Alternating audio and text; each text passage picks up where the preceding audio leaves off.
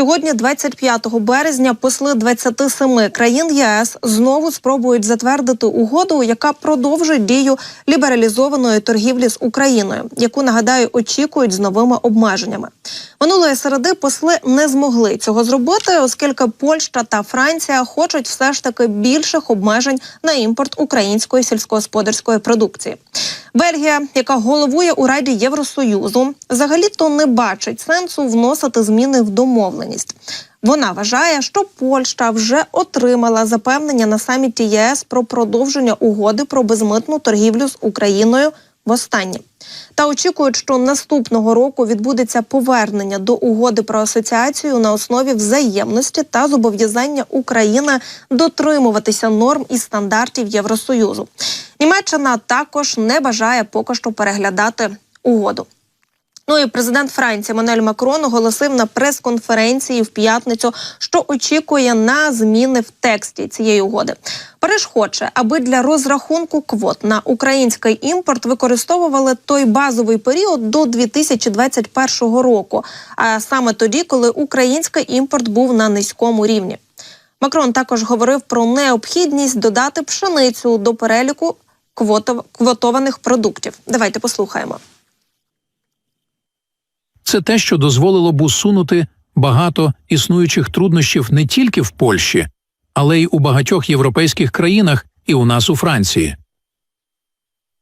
Зараз у ЄС очікують, що Польща і Франція виступатимуть таким єдиним фронтом, який можуть підтримати інші країни-сусідки України.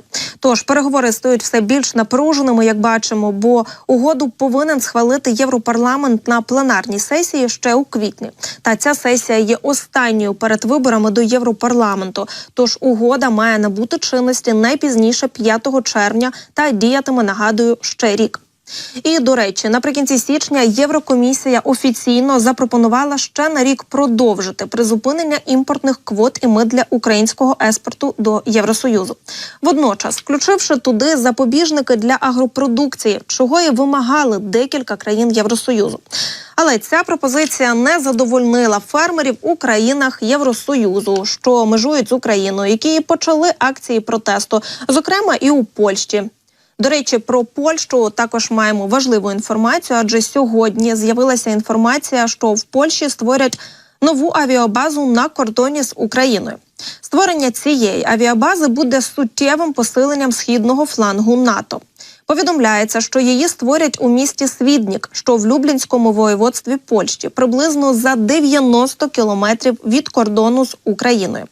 Територія, кажуть, займе 100 гектарів. Про це йдеться у повідомленні Польського міністерства оборони. Давайте послухаємо. Надзвичайно важливо, щоб Збройні сили Польщі були присутні на сході Польщі. Забезпечення безпеки є причиною державності Республіки Польща. Відчуття захищеності та справжньої безпеки – це наш виклик. Ми робимо все, щоб кожен наш співвітчизник почувався в безпеці.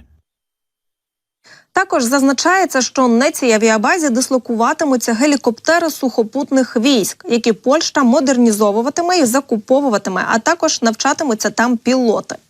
Я нагадаю зараз, до речі, що 24 березня під час ранкової атаки російська ракета залетіла на територію Польщі. Тоді польські військові зазначили, що ракета пробула в повітряному просторі країни лише 39 секунд. А ще раніше, 22 березня, у Польщі також піднімали винищувачі для гарантування безпеки повітряного простору своєї країни у зв'язку з масованим ударом Росії по критичній інфраструктурі України. І ось сьогодні маємо вже заяви про створення нової авіабази на кордоні з Україною.